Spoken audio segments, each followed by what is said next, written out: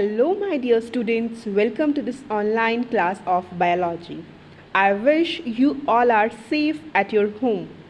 Students, we have already discussed in audio lecture the protozoal disease, and now we will cover this protozoal disease in this video lecture.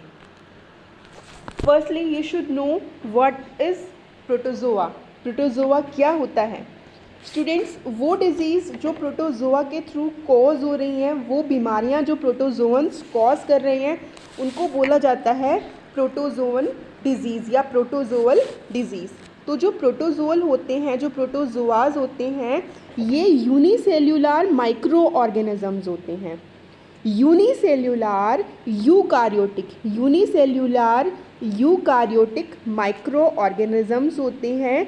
Parasites होते हैं, आप लोगों को पता है parasites वो organism होते हैं जो होस्ट की बॉडी पे सर्वाइव करते हैं अपने फूड और शेल्टर के लिए। I think you got it.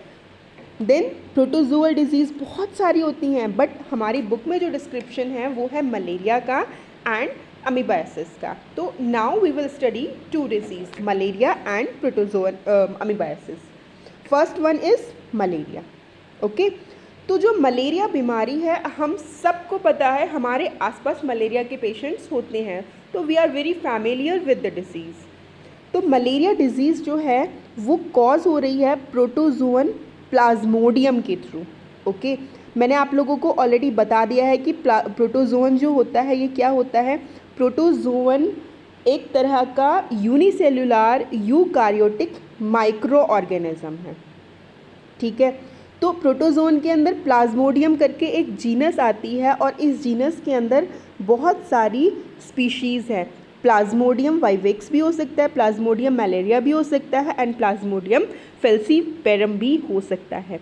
Students, जो सबसे कॉमन है that is plasmodium vivax, then second plasmodium malaria, ये कॉमन है। अगर सबसे कॉमन का आपसे कोई पूछता है, नीट एग्जाम में ये क्वेश्चन स्पेशली पूछ लिया जाता है, कॉमन इन्फेक्शन क्या है मलेरिया का, तो that is plasmodium vivax. Okay, और जो सबसे ज़्यादा खतरनाक होता है, सबसे ज़्यादा डेंजरस होता है, दैट इज़ प्लाज्मोडियम फेल्सीपेरम। ये मैलिग्नेंट मलेरिया कॉज करता है। मैलिग्नेंट यानी कि कैंसर लाइक, ठीक है, मैलिग्नेंसी जिन सेल्स में होती है जो बहुत फास्टली ग्रो करते हैं।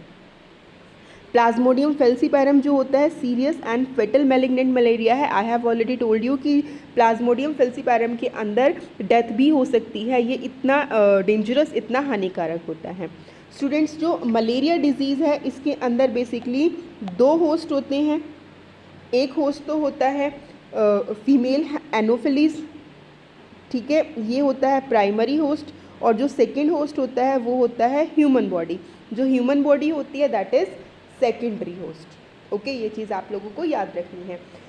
फीमेल एनोफिलीज मॉस्किटो जो होती है ये प्राइमरी होस्ट होने के साथ साथ प्लाज्मोडियम का वेक्टर भी होती है। वेक्टर यानी कि वो ऑर्गेनिज्म जो इन्फेक्शन को कैरी करता है और उसको ट्रांसफ़र करता है। वेक्टर कैरी करने वाला वो ऑर्गेनिज्म जो इन्फेक्शन को यानी कि स्पोरोजोइड्स को कैरी कर रहा है और दूसरे ऑर्गेनिज्म के अंदर ट्रांसफ़र कर रहा है। इसका ट्रीटमेंट है anti Mullerian drugs like quinine, chloroquine. और इसको प्रिवेंट दूसरे तरीक़ों से भी किया जा सकता है मलेरिया को, लाइक हम लोग मलेरियल रिपेलेंट्स यूज़ करते हैं, मॉस्किटो नेट्स हम लोग यूज़ करते हैं, कोई स्प्रे अगर हम करवा रहे हैं मलेरिया के लिए तो हम इन चीज़ों से मलेरिया से बच सकते हैं। आई विश कि आपको ये वाला पैराग्राफ स्टूडेंट्स क्लियर हो गया होगा। This is the introduction of malaria, कि मलेरिया जो है एक प्रोटोजोअन डिजीज़ है। प्लाज्मोडियम इसको कॉज कर रहा है। प्लाज्मोडियम के अंदर कई तरह की स्पीशीज़ हैं, मतलब मलेरिया के कई तरह के टाइप हैं। ये प्लाज्मोडियम मलेरिया भी हो सकता है, वाइवेक्स भी हो सकता है, फेल्सीपेरम भी हो सकता है, ठीक है। इसके दो होस्ट हैं, एक होस्ट हो गया फीमेल एनोफिलीज मॉस्किटो और दूसरा हो गया ह्यूमन होस्ट। इसको प्रिवेंट किया जा सकता है मलेरियल एंटी मलेरियल ड्रग्स को यूज़ करके।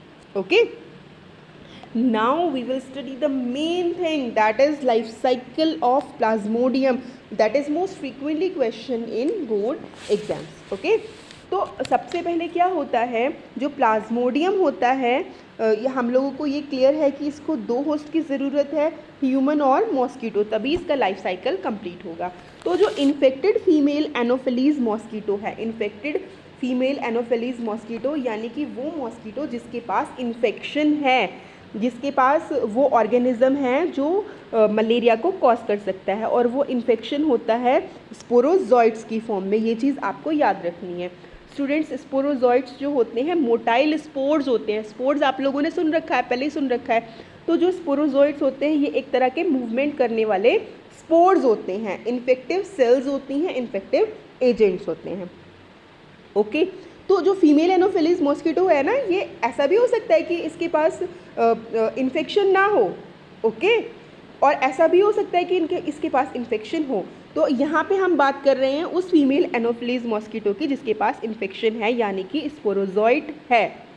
ओके, तो जैसे ही फीमेल एनोफिलीज मॉस्किटो ने बाइट किया, किसको बाइट किया, एक पर्सन को बाइट किया, काट लिया, ठीक है, तो क्या होगा, जो इन्फेक्शन है उस पर्सन की बॉडी में चला जाएगा।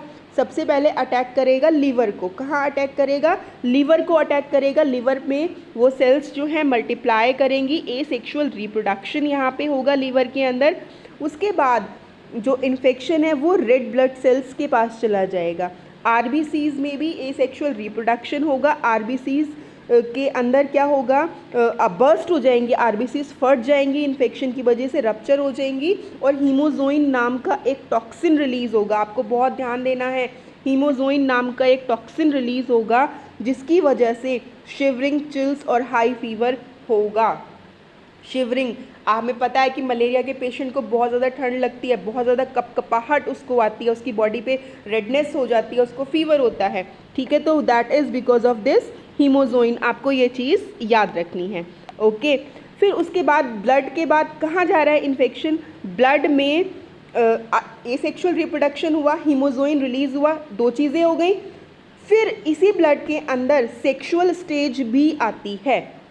ठीक है, वहाँ पे क्या होगा, जो ये मलेरिया जहाँ जो एसेक्सुअली रिप्रोड्यूस कर रहा था, now it will start to reproduce sexually. तो ये क्या करेगा, यहाँ पे मेल और फीमेल प्रोड्यूस कर देगा। मेल और फीमेल यहाँ पे प्रोड्यूस हो जाएंगे, मतलब कि गैमेटोसाइट्स यहाँ पे प्रोड्यूस हो जाएंगे। आई मीन टू से मेल और फीमेल गैमेट यहाँ पे प्रोड्यूस हो जाएंगे ब्लड के अंदर। ओके, तो एक इन्फेक्टेड पर्सन है, उस इन्फेक्टेड पर्सन के अंदर क्या है, मलेरिया का इन्फेक्शन है, फीमेल और मेल गैमेट हैं मलेरिया के। उसके बाद ठीक है, कोई भी नॉर्मल फीमेल एनोफिलीज मॉस्किटो है, अगर उस पर्सन को, इन्फेक्टेड पर्सन को बाइट करती है, ठीक है, इन्फेक्टेड पर्सन को जैसे ही नॉर्मल फीमेल या हम कहें अनइन्फेक्टेड फीमेल मॉस्किटो बाइट करती है, तो क्या होगा, इन्फेक्शन उसके अंदर चला जाएगा। तो इन्फेक्शन कहाँ गया, फीमेल एनोफिलीज मॉस्किटो के गट के अंदर। हम यहाँ पे वर्ड यूज़ करेंगे गट, गट के अंदर, या गट यानी कि digestive system, stomach, intestine. Okay, तो गट में इन्फेक्शन गया। यहाँ पे जाने के बाद क्या हुआ, यहाँ पे जाने के बाद आया सेक्सुअल रिप्रोडक्शन।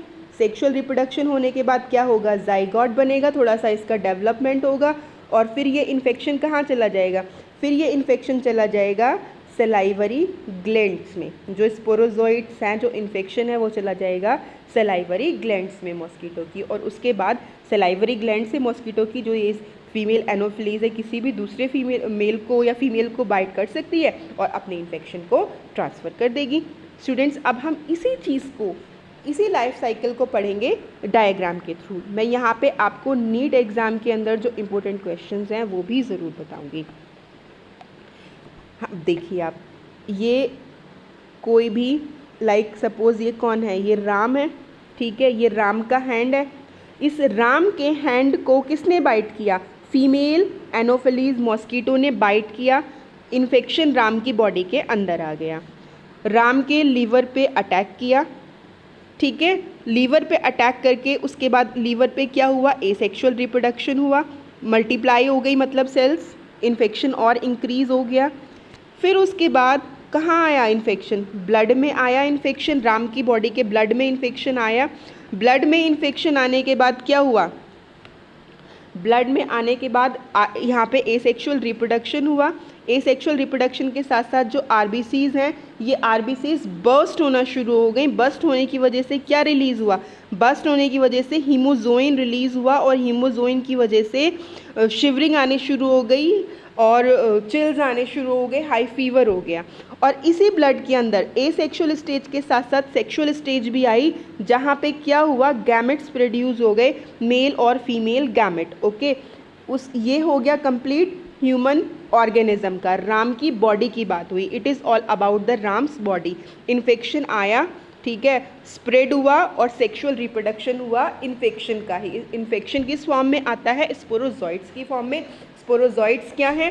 इन्फेक्टिव एजेंट्स हैं, मोटाइल स्पोर्स हैं। ओके, फिर उसके बाद दूसरी ये जो हैंड है, ये राम का ही हैंड है। ओके, इस राम के हैंड को किसने बाइट किया? इस राम के हैंड को किसी uninfected, non infected female anopheles mosquito ने बाइट किया। तो जैसे ही फीमेल एनोफिलीज मॉस्किटो ने बाइट किया, जो इसका इन्फेक्शन था, जो ये गैमेटोसाइट्स थे, मेल और फीमेल थे, ये इसके अंदर ट्रांसफ़र हो गए। ठीक है, ये इसके गट में चले गए, इंटेस्टाइन में चले गए। इंटेस्टाइन में जाने के बाद क्या हुआ? फ्यूजन हुआ, आप लोगों को पता है। फ्यूजन के बाद क्या होगा? फर्टिलाइजेशन होगा, जाइगॉट बनेगा, डेवलपमेंट होगा। डेवलपमेंट होने के बाद वो इन्फेक्शन कहाँ चला गया? डेवलपमेंट होने के बाद वो इन्फेक्शन इस फीमेल एनोफिलीज मॉस्किटो की सलाइवरी ग्लैंड्स में चला गया। ठीक है, और जैसे ही ये फीमेल एनोफिलीज किसी राम की बजाय किसी दूसरे श्याम को कटेगी तो उसको मलेरिया ट्रांसफ़र हो जाएगा। स्टूडेंट्स, आई विश कि आपको ये life cycle of malaria clear हो रहा होगा। यहाँ पे मैं नीट एग्ज़ाम के 2-3 क्वेश्चन आप लोगों को बता देती हूँ जो इम्पोर्टेंट हैं। सबसे पहले पूछ लेते हैं कि इन्फेक्टिव स्टेज क्या है? इन्फेक्टिव स्टेज कौन सी है मलेरिया की? तो आप लोगों को बड़ा अच्छे से क्लियर है, इन्फेक्टिव स्टेज है स्पोरोजॉइट। ओके, हमारी ब्लड सेल्स के अंदर क्या रिलीज़ होता है जिसकी वजह से चिल्स आते हैं, फीवर होता है? तो दैट इज़ हीमोजोइन। आप लोगों को पता है वो चीज़ क्या है? वो है हीमोजोइन। उसके बाद जो सबसे डेंजरस मलेरिया कैटेगरी है, स्पीशीज़ है सबसे डेंजरस, दैट इज़ मैलिग्नेंट। कौन सी है? That is malignant. जो सबसे हार्मफुल है that is malignant falciparum. Okay, I hope कि आपको यहाँ पे क्लैरिटी आ गई होगी। अगर आपको कोई डाउट है तो प्लीज़ कमेंट सेक्शन में लिखिए, और अगर क्लियर है तो please give me a thumbs up. इसके बाद हम एक छोटी सी डिजीज़ पढ़ेंगे जो कि बोर्ड एग्जाम्स के अंदर 1 या 2 मार्क्स में आ सकती है। That's name is amoebic dysentery, जिसको अमीबाइसिस भी कहा जाता है। स्टूडेंट्स, इनको लाइट लेने की ज़रूरत नहीं है क्योंकि इनके ऊपर, इस तरह के डिजीज़ के ऊपर MCQs बन सकते हैं, 1 और 2 मार्क्स में क्वेश्चन आ सकते हैं।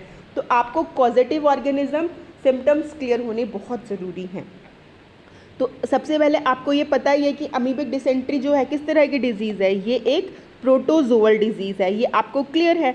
ठीक है, प्रोटोजोअल क्या है? प्रोटोजोअल एंडोपैरासाइट है, मतलब बॉडी के अंदर है, बॉडी के बाहर नहीं है। इसका नाम है एंटा अमीबा हिस्टोलिटिका। ठीक है, कहाँ पे अटैक करता है? बेसिकली ये इंटेस्टाइन में अफेक्ट करता है। हाउस फ्लाई जो होती है ये इसकी कैरियर है, ये इसकी वेक्टर है। हाउस फ्लाई क्या करेगी? फीकल मैटर, जो इन्फेक्टेड पर्सन है जिसको अमीबाइसिस हो रखा है, उसके फीकल मैटर यानी कि वेस्ट जो है बॉडी का, उस पे बैठेगी। उसके बाद क्या करेगी? फूड पे, नॉर्मल पर्सन के फूड को पे बैठ जाएगी। तो हम नॉर्मली भी हम लोग अपनी डेली लैंग्वेज में ये चीज़ यूज़ करते हैं कि मक्खियाँ नहीं होनी चाहिए, मक्खियाँ गंदगी फैलाती हैं। ठीक है, तो जो ये मक्खी है फूड पे अगर बैठेगी और उस फूड को कोई नॉर्मल पर्सन खाएगा तो क्या होगा? उसको इन्फेक्शन हो जाएगा, उसको कंटामिनेशन हो जाएगी। सिम्टम्स क्या हैं? पेट में दर्द होगा, क्रैम्प्स आएंगे, कॉन्स्टिपेशन होगी, stool with excess mucus and blood clots. जो स्टूल है, जो हमारा सॉलिड वेस्ट है बॉडी का, उसमें ब्लड भी आ सकता है, म्यूकस भी आ सकती है, ब्लड स्टूल पास करने में प्रॉब्लम भी हो सकती है, that is known as constipation. उसी को कॉन्स्टिपेशन कहते हैं। और जो क्रैम्प्स होते हैं ये एक तरह के मसल कॉन्ट्रैक्शंस होते हैं, मतलब पेन होता है एक तरह का, आता है अचानक से और फिर चला जाता है। स्टूडेंट्स, इस वीडियो में इतना ही। नेक्स्ट वीडियो में हम डिस्कस करेंगे fungal disease along with replication fork. Thank you.